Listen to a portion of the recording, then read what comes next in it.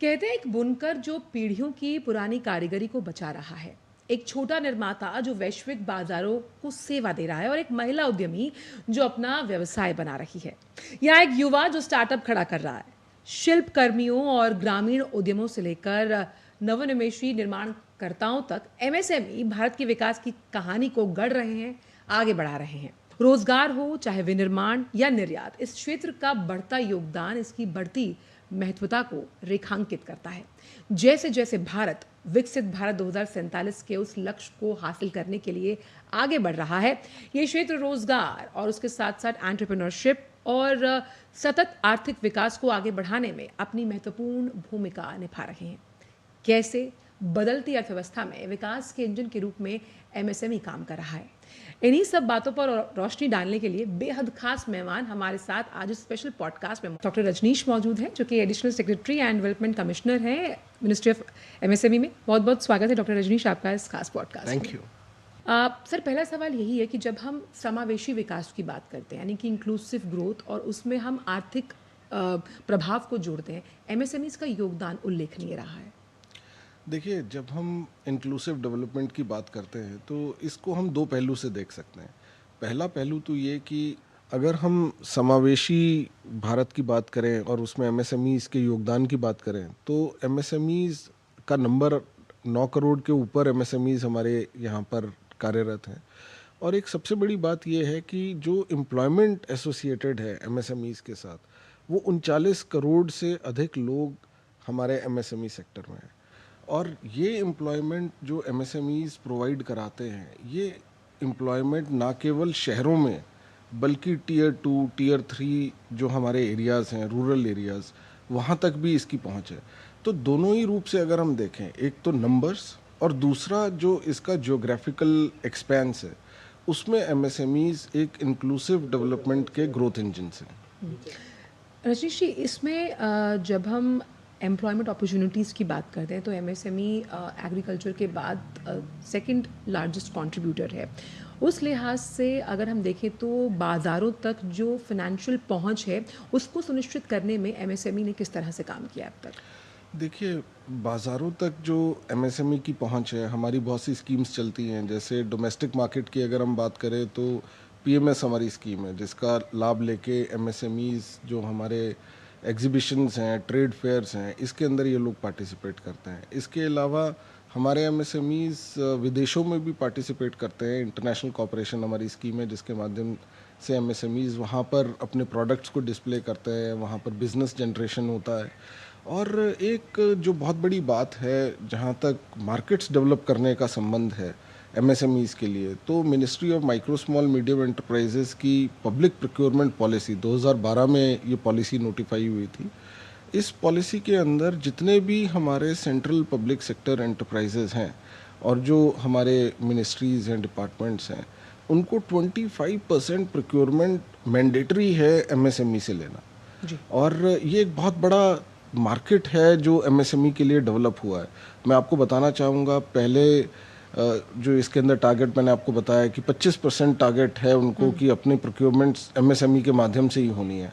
आप ये जानकर आपको खुशी होगी कि आज जो प्रोक्योरमेंट हमारे सीपीएसईज एमएसएमई से कर रहे हैं, वो 45% से ऊपर। अब इसके अंदर सबसे बड़ी बात यह है कि सिर्फ इसीलिए नहीं कि कानून के अंदर ये मैंडेटरी था कि आपको प्रोक्योरमेंट 25% एमएसएमई से करना है।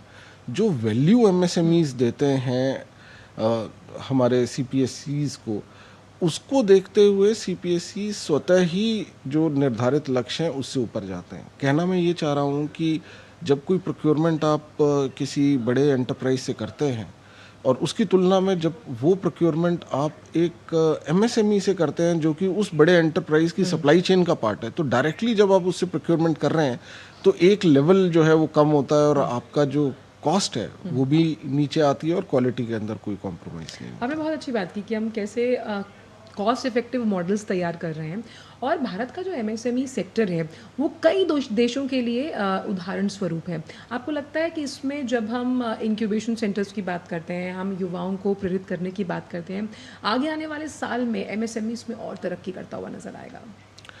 देखिए, अगर हम अपने युवाओं की बात करें या महिलाओं की बात करें, 39% जो हमारे उद्यम हैं वो महिलाओं के द्वारा ओन्ड हैं। और पिछले 3 साल की अगर हम बात करें तो 2023 में 1,65,00,000 MSMEs हमारे यहाँ पर रजिस्टर्ड थे। और उस समय मिनिस्ट्री ऑफ स्टैटिस्टिक्स का एक अनुमान था कि देश में शायद 6-6.5 करोड़ MSMEs हैं जो एक्चुअली काम कर रहे हैं, और उनमें से केवल 1,65,00,000 ही रजिस्टर्ड थे। तो 3 साल पहले हम बात करते थे फॉर्मलाइजेशन गैप की, कि 4.5 करोड़ से लेकर 5 करोड़ ऐसे MSMEs हैं जो कि अभी तक फॉर्मल नेट में नहीं आए हैं। और फॉर्मलाइजेशन से हमारा मतलब है क्रिएशन ऑफ एंटाइटलमेंट। अगर MSMEs हमारे साथ फॉर्मली जुड़ेंगे तभी उनको एंटाइटलमेंट्स मिल सकते हैं, तभी वो हमारी स्कीम्स का और योजनाओं का लाभ ले सकते हैं। तो 2023 तक ये जो फॉर्मलाइजेशन गैप था, आज परिस्थिति बदल गई है। आज 1,65,00,000 जो MSMEs थे 2023 में, उसके बनिस्पत 8,90,00,000 से ऊपर MSMEs हमारे पास रजिस्टर्ड हैं। तो एक बहुत बड़ा, मैं ये कहूँगा कि फॉर्मलाइजेशन के ऊपर स्टेट गवर्नमेंट के माध्यम से, हमारे MSME एसोसिएशंस के माध्यम से हमने जो ड्राइव चलाया, उसके अंदर हमें सक्सेस मिली और फॉर्मली ये MSMEs हमारे साथ जुड़े हैं। ये आपने बहुत अच्छी बात की, जो विमेन एंटरप्रेन्योरशिप है उसको बहुत बढ़ावा मिला है MSME की वजह से। और क्या लगता है आपको, क्योंकि वो कहते हैं ना कि आप आर्थिक तौर पर जब एक महिला को सशक्त करते हैं तो पूरा घर सशक्त होता है, और इसमें MSME का जो रोल है वो उल्लेखनीय रहा। जी, महिलाएं आप देख रहे हैं कि सभी फील्ड्स में आगे हैं, और MSME में खासकर हमने देखा कि पिछले 10 सालों में जो पार्टिसिपेशन ऑफ वुमेन है दैट हैज़ इंक्रीज्ड। और उसका हमको एक फैक्टर जो हमने एनालाइज किया मिनिस्ट्री में, वो फैक्टर है एक्सेस टू क्रेडिट। जब भी कोई MSME स्थापित करना है, उसको चलाना है, या उसके विकास की बात करनी है, उसका व्यवसाय विस्तार आपको करना है, तो उसके लिए access to finance is very important. और हमारे यहाँ हम सभी जानते हैं एक्सेस टू फाइनेंस में विमेन जो हैं वो थोड़ा सा पीछे रह जाती थी, ऐसा एक मान्यता थी। पर जब हम फॉर्मल बैंकिंग सिस्टम की तरफ MSMEs को लेके जाते हैं, और जो विमेन ओन्ड हमारे MSMEs हैं, इसमें एक बहुत बड़ा बदलाव जो पिछले 10 वर्षों में आया है वो है एक्सेस टू फाइनेंस। 2014 में जो क्रेडिट आउटस्टैंडिंग था MSMEs के लिए, वो 10 लाख करोड़ था। आज क्रेडिट आउटस्टैंडिंग बढ़कर 37 लाख करोड़ हो गया, यानी 3.7 टाइम्स पहले से ये बढ़ा है पिछले 10 साल में। और दूसरा इकोनॉमिक सर्वे अगर आप देखें तो उसमें बड़ा क्लियरली ये बताया गया है कि availability of credit to the micro, small and medium sector, it has grown at a rate of more than 12%, whereas for the non-MSME sector it has grown at a rate of about 6.5%.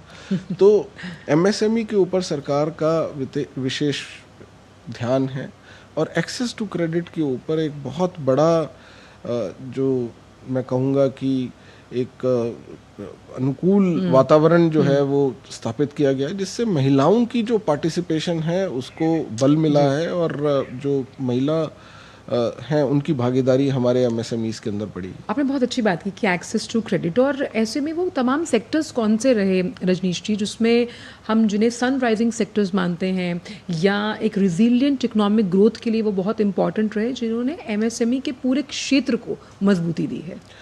देखिए, इस प्रश्न को भी दो तरह से हम देख सकते हैं। पहला ये कि अगर हम MSMEs का डिस्ट्रीब्यूशन देखें तो मोस्टली हमारे MSMEs जो है वो रिटेल, ट्रेड, मैन्युफैक्चरिंग में 20% से ऊपर हमारे MSMEs हैं। तो ये इस तरह से इनका डिस्ट्रीब्यूशन है। और अगर हम सेक्टर वाइज डिस्ट्रीब्यूशन इसका देखते हैं तो हम ये पाते हैं कि टेक्सटाइल्स, फूड प्रोसेसिंग, और इसके अलावा हमारे construction related activities, ancillary businesses, support services, उसके अंदर हमारे MSMEs का डिस्ट्रीब्यूशन है। तो एक चीज़ जो MSME सेक्टर में है कि आप हमारी जो स्कीम्स हैं, जैसे एक्सेस टू फाइनेंस के लिए क्रेडिट गारंटी हम लोग प्रोवाइड करते हैं। इसके अलावा हमारी बाकी जो फ्लैगशिप प्रोग्राम्स हैं, जैसे क्लस्टर डेवलपमेंट प्रोग्राम, तो इसके अंदर सभी सेक्टर्स कवर्ड हैं। तो इसमें आप चाहे किसी भी सेक्टर में हैं, तो उस सेक्टर में अगर आप काम कर रहे हैं तो आपको वो सुविधाएं प्रदान की जी। जाती हैं। तो जो हमारे सनराइज सेक्टर्स हैं, सनराइज सेक्टर्स के अंदर भी हमारा access to finance, access to markets, access to technology और जितने भी हमारे स्कीम्स हैं, प्रोग्राम्स हैं, उनका लाभ हमारे एमएसएमईज ले सकते हैं। और जो युवा हैं ख़ास तौर पे रजनीश जी, वो कहते हैं ना कि अगर उनको ट्रेनिंग दी जाए, प्रशिक्षण दिया जाता है, और अब ये ट्रेनिंग सेंटर्स जो हैं वो एमएसएमई के रोड मैप में भी शामिल हैं, तो किस तरह से युवाओं को प्रशिक्षण देकर हम जब एमएसएमई को मजबूती देने की बात करते हैं, और पिछले 1 दशक में उल्लेखनीय प्रगति भी हुई है, इस ट्रेनिंग पार्ट ने कितनी बड़ी आप कम मान सकते हैं मदद की है? जी बिल्कुल ठीक कहा आपने। ट्रेनिंग एक बहुत अहम बिंदु है किसी भी एमएसएमई की ग्रोथ का। और एमएसएमई के अंदर काम करने वाले जो लोग हैं वो अल्टीमेटली उस एंटरप्राइज की प्रोडक्टिविटी को अगर डिटरमिन करना है तो उसका एक बहुत बड़ा ड्राइवर ट्रेनिंग है। और ट्रेनिंग हमारे यहाँ मंत्रालय में 2 किस्म की ट्रेनिंग हम लोग प्रोवाइड करते हैं। पहला है एंटरप्रेन्योरशिप डेवलपमेंट प्रोग्राम्स हमारे चलते हैं। इसके अंदर बेसिक और एडवांस प्रोग्राम्स रहते हैं। इसमें जो युवा हैं जो एमएसएमई सेक्टर में आना चाहते हैं या अपना उद्यम स्थापित करना चाहते हैं, उन लोगों की ट्रेनिंग की व्यवस्था है। दूसरा हमारा एक ट्रेनिंग का नेटवर्क है जो कि टेक्नोलॉजी सेंटर्स के माध्यम से ट्रेनिंग दी जाती है। That is basically to train industry ready workforce. इसके अंदर हमारे टेक्नोलॉजी सेंटर्स हैं। इनफैक्ट 1960 के दशक से भारत में हमने टेक्नोलॉजी सेंटर्स बनाने शुरू किए थे और 1999 तक 18 ऐसे टेक्नोलॉजी सेंटर्स बने। और अब हम टेक्नोलॉजी सेंटर्स की जो संख्या है इसमें 15 नए टेक्नोलॉजी सेंटर और अब 20 और टेक्नोलॉजी सेंटर्स और 100 एक्सटेंशन सेंटर्स हम लोग स्थापित करने जा रहे हैं। इन टेक्नोलॉजी सेंटर्स का एक बहुत अहम योगदान है हमारे यूथ को ट्रेन करने में। और यहाँ पर जो ट्रेनिंग कोर्सेज चलाए जाते हैं वो training courses they are all tailor made to the requirement of the MSMEs. क्योंकि वो ट्रेनिंग्स जो हम चलाते हैं वो 3 महीने के कोर्सेज से लेकर 3 साल के कोर्सेज हम लोग रन करते हैं। वो हम पहले एमएसएमई एसोसिएशन से ये समझते हैं उनकी रिक्वायरमेंट्स क्या हैं। उनकी रिक्वायरमेंट्स को देखते हुए टेलर मेड कोर्सेज हैं जो कि जिसका लाभ हमारे बच्चे लेते हैं। और एमएसएमईज के लिए जो मुख्य बात है वो ये कि उनको ट्रेंड वर्कफोर्स, एक रेडी वर्कफोर्स उनको मिल जाता है। और हमारे टेक्नोलॉजी सेंटर्स के बारे में मैं एक बात और बताना चाहता हूँ कि अमूमन लोग ये सोचते हैं कि सूक्ष्म लघु मध्यम उद्यम जो है उसमें वो टेक्नोलॉजी में पीछे होंगे, उनका जो है वो इतना एडवांस नहीं होंगे। बिल्कुल। हमारे यहाँ टेक्नोलॉजी सेंटर्स हैं जहाँ पर सक्सेसफुल चंद्रयान मिशन में हमारे टेक्नोलॉजी सेंटर्स ने कंपोनेंट्स इसरो के लिए बनाए। भुवनेश्वर में हमारा टेक्नोलॉजी सेंटर है। इसके अलावा जो लाइट कॉम्बैट एयरक्राफ्ट है उसके कंपोनेंट्स हमारे टेक्नोलॉजी सेंटर्स में बनते हैं। और बड़ा एक मैं ये बताना चाहूँगा कि technology centres are playing a critical role in advancement and hand holding of the MSMEs. आपने जो ये बात बोली, मुझे लगता है कि इस मंच के माध्यम से बहुत से लोग जान पाएंगे, क्योंकि ट्रेनिंग सेंटर्स को लेकर अगर कोई संशय रहा भी है। और इसके साथ साथ हमने देखा कि एमएसएमई ने पिछले 1 दशक में जो अपना इंफ्रास्ट्रक्चर है, इस पूरे सेक्टर ने अपने इंफ्रास्ट्रक्चर में भी आमूल-चूल परिवर्तन किया है। यानी आज की एमएसएमई और आज से 12 या 11 साल पहले वाली एमएसएमई में बहुत फ़र्क है। और शायद यही वजह है कि अब जो लोग एंटरप्रेन्योरशिप की तरफ बढ़ना चाहते हैं, अपना बिजनेस लगाना चाहते हैं, they are more attracted towards this sector. जी बिल्कुल। एमएसएमई सेक्टर का जैसे मैंने आपको बताया कि 9 करोड़ एमएसएमई हमारे देश में जगह जगह पर कार्य कर रहे हैं।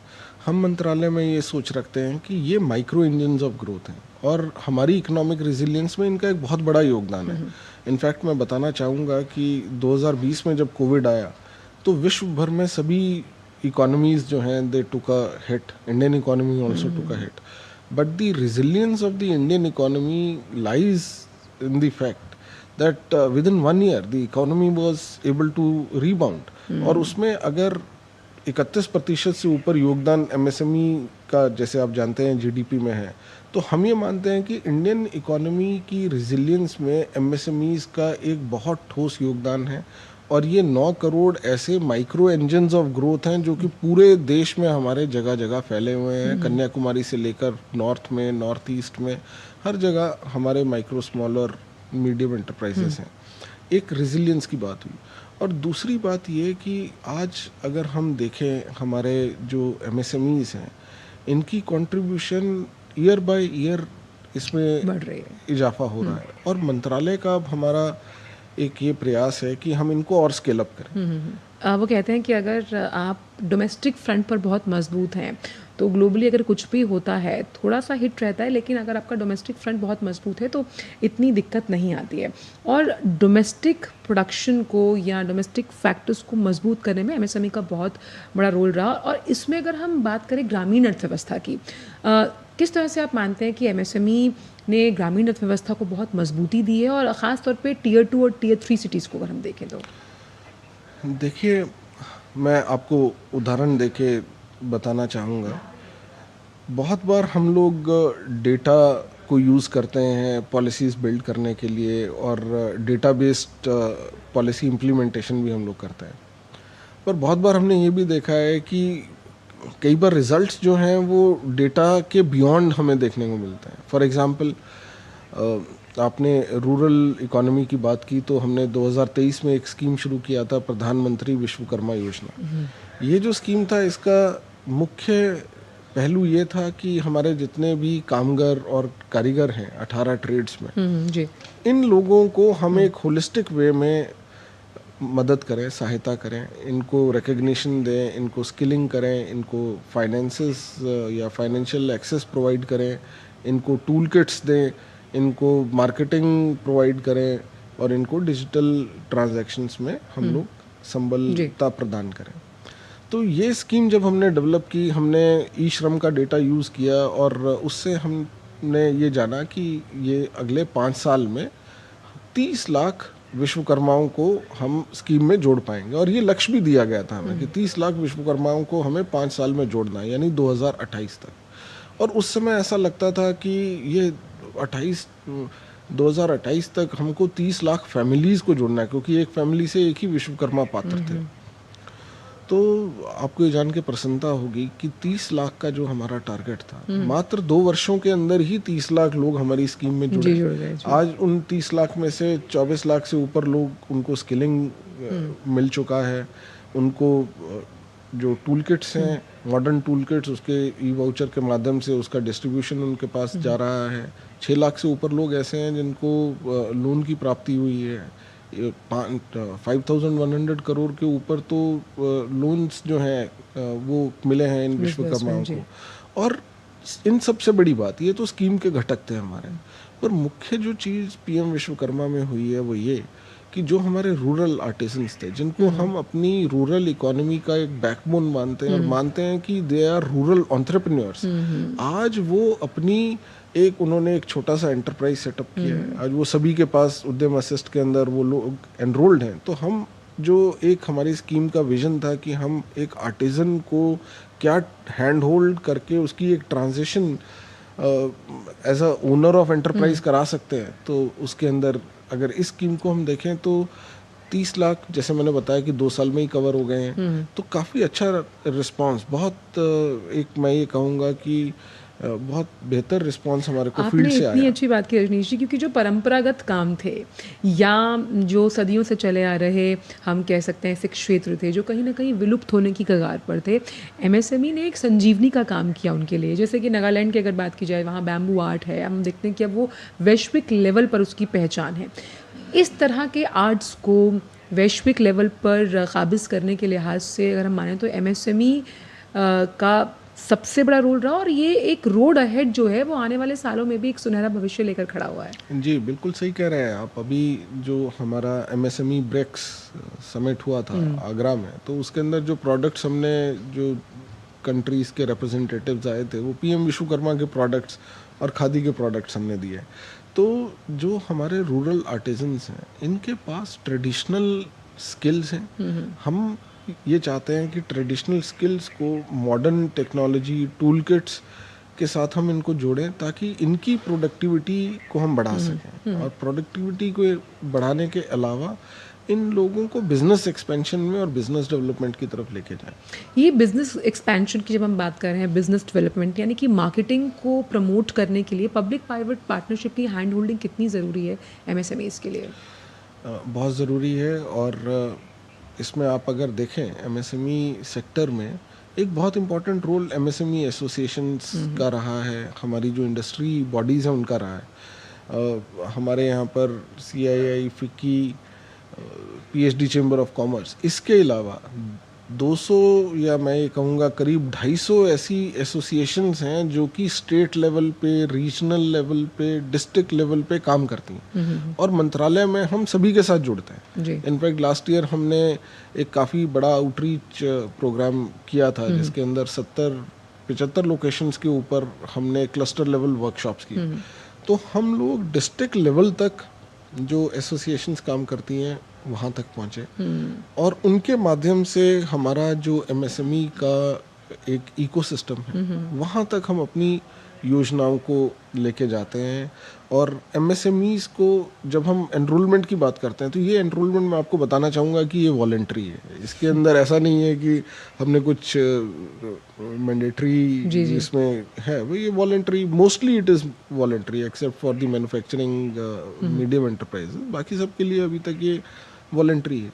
तो आप ये देखें कि अगर 1,65,00,000 लोग 2023 में थे और अब 9 करोड़ हो गए हैं, तो बेसिक हमारा जो इसमें एक एफर्ट रहा है वो ये कि क्या हम एमएसएमईज के लिए इस तरह के बेनिफिट्स क्रिएट करें कि rather than we pushing the MSMEs to get on boarded, the MSMEs themselves get incentivised and they feel that they should get onboarded to our systems so that they can take benefits of the MSME schemes. और ये सब तभी possible है अगर हम इसमें अपने साथ एक टियर 2, टियर 3 एरियाज़ में जाएं जो कि हम MSME एसोसिएशंस के माध्यम से एक हमारा प्रयास रहता है। बहुत संक्षिप्त में जब हम आर्थिक विकास को बढ़ाने की बात कर रहे हैं, हम इंक्लूसिव ग्रोथ का भी जिक्र कर रहे हैं, अब आने वाले जो साल हैं उसमें एमएसएमईज का जो हम कह सकते हैं क्या खाका रहने वाला है, ताकि हम और ऐसे कौन से उन सेक्टर्स को कवर कर पाएँ ताकि ये जो लगातार हम इतने बेहतरीन नंबर सुन रहे हैं आपसे, ये और आगे बढ़ पाएँ। देखिए एमएसएमईज निश्चित तौर पे आने वाले समय में स्केलिंग अप आप इसमें देखेंगे। जैसे मैंने आपको बताया कि जो हमारा फील्ड में या ग्राउंड पे एक्सपेंशन है वो एक्सपेंशन काफ़ी एक्सपेंशन हो गया है।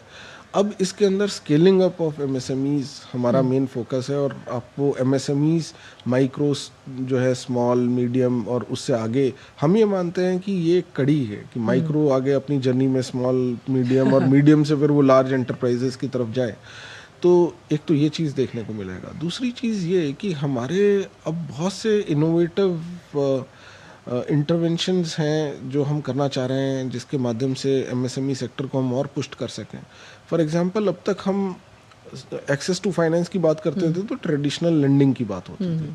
आज हम इक्विटी इन्फ्यूजन भी कर रहे हैं। सेल्फ रिलायंट इंडिया फंड हमारा एक स्कीम है जिसके माध्यम से जो high growth potential micro small medium enterprises हैं उसमें इक्विटी इन्फ्यूजन होता है। और ये जो इक्विटी इन्फ्यूजन है इसमें गवर्नमेंट का 20% फंड्स रहते हैं और बाकी 80% फंड्स हम प्राइवेट वेंचर इक्विटी फंड्स के माध्यम से रेज करते हैं। और ये फंड्स को रेज करने के बाद not like loan but equity participation and equity infusion into high growth और हाई ग्रोथ पोटेंशियल एमएसएमईज किया जाता है। और उसमें मैं आपको बताना चाहूँगा जहाँ जहाँ इस तरह का इक्विटी इन्फ्यूजन हुआ है वहाँ पर हमने देखा कि टर्नओवर उस एंटिटी का 4 से 5 गुना बढ़ गया। हमारे इक्विटी इन्फ्यूजन के अलावा उस तरह वो एंटरप्राइजेस मार्केट से और इक्विटी इन्फ्यूजन उनको मिला और उनकी ग्रोथ आगे बढ़ी। तो ये इस तरह के इनोवेटिव इंटरवेंशंस मंत्रालय की तरफ से हम लोग कर रहे हैं। दूसरा, एमएसएमईज के लिए एक बहुत बड़ी समस्या रहती थी डिलेड पेमेंट्स की। तो डिलेड पेमेंट्स के ऊपर बहुत सारे प्रयास मंत्रालय ने पहले भी किए। एक स्पेसिफिक मैं आपको हमारी इंटरवेंशन के बारे में बताना चाहूँगा जिसको हम ट्रेड्स बोलते हैं। बेसिकली इसमें इसका जो मतलब है वो ये कि हमारे जितने एमएसएमईज हैं वो अपने प्रोडक्ट या सर्विसेज जब किसी को बेचते हैं तो एक इनवॉइस जनरेट होता है और उस इनवॉइस को सेटल करने में विद इन 45 डेज एक्सपेक्टेड होता है कि आपको जो बायर है वो आपकी पेमेंट करेगा। बट कई बार ऐसा नहीं भी होता है। तो ट्रेड्स प्लेटफॉर्म पे ये व्यवस्था है कि आप अगर अपना इन्वॉइस ट्रेड्स प्लेटफॉर्म पे डालते हैं तो उसके अंदर फाइनेंशियल इंस्टीट्यूशंस, बैंक्स जो हैं वो इस इन्वॉइस को डिस्काउंट करते हैं।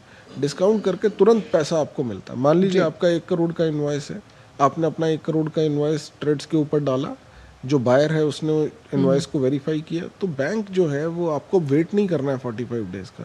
1 करोड़ का जो आपका इन्वॉइस है उसकी डिस्काउंटिंग करके वो पैसा आपको मिल जाएगा और फिर बैंक उस पैसे को वसूल करेगा जो बायर है। बायर से तो ये एक विन विन सिचुएशन है सेलर के लिए, इसलिए क्योंकि सेलर को एक तो इमीडिएट पैसा मिल गया। दूसरी ये कि अगर वही पैसा जो सेलर है वो मार्केट से या बैंक से अगर लोन के माध्यम पे लेता तो उसके अपनी जो क्रेडिट वर्दीनेस है उसके ऊपर डिस्काउंटिंग रेट या रेट ऑफ इंटरेस्ट चार्ज होता है। यहाँ पर जो डिस्काउंटिंग होती है उसमें रेट ऑफ इंटरेस्ट चार्ज होता है creditworthiness of the buyer which is a large entity. तो उसके अंदर ये बेनिफिट एमएसएमईज को मिलता है और जो बायर्स हैं उनको बेनिफिट ये मिलता है कि उनको एडिशनल क्रेडिट लाइंस मिलती हैं, अपनी वर्किंग कैपिटल को वो लोग बढ़ा सकते हैं। तो इस ट्रेड्स प्लेटफॉर्म के माध्यम से 2024 तक 40,000 करोड़ के इन्वॉइस डिस्काउंटिंग होते हैं। आज ये क्यूमुलेटिव अमाउंट जो है वो 8,60,000 करोड़ से ऊपर चला गया। आप ये देखिए, मैंने आपको बताया कि हमारे यहाँ पर 36 लाख करोड़ का outstanding credit outstanding to MSMEs है और उसमें अब 8.5-9 लाख करोड़ की बिल डिस्काउंटिंग अगर हमारी ट्रेड्स के माध्यम से हो रही है तो एक लिक्विडिटी मार्केट नया क्रिएट हुआ है एमएसएमईज के लिए, जहाँ पर उनको ये वेट नहीं करना है कि बायर उनको पेमेंट कर रहा है, वो ट्रेड्स के माध्यम से अपने बिल्स की डिस्काउंटिंग कर सकते हैं। जी, जिस तरह से हम ये डबल डिजिट ग्रोथ एमएसएमई में देख रहे हैं तो ये साफ तौर पर बताती है कि अब रुकना नहीं है, थकना नहीं है, अभी तो आगे और बढ़ना है। बहुत बहुत शुक्रिया आपका, आप इस स्पेशल पॉडकास्ट में आए और आपने अपने विचारों को इस पॉडकास्ट के माध्यम से साझा किया। मुझे लगता है जिन दर्शकों जब वो सुनेंगे तो समझेंगे कि किस तरह से एमएसएमई का एक उल्लेखनीय योगदान रहा है भारत की प्रगति की यात्रा में और आगे भी ये सफ़र जारी रहेगा। बहुत बहुत शुक्रिया इस पॉडकास्ट पर जुड़ने के लिए। Thank you. एमएसएमई क्षेत्र की प्रगति एक बड़े राष्ट्रीय परिवर्तन को दर्शाती है, जहां हम बात करते हैं फाइनेंस, टेक्नोलॉजी और बाजारों तक पहुंच के विस्तार को और अधिक उत्पादक और कॉम्पिटिटिव बनाने के लिए। जैसे ही क्षेत्र विकसित हो रहा है, रोजगार, नवाचार और आर्थिक वृद्धि में इसका योगदान भारत की विकास यात्रा को और मजबूत करेगा। इस स्पेशल पॉडकास्ट सीरीज में इतना ही। हमें दीजिए अनुमति। नमस्कार।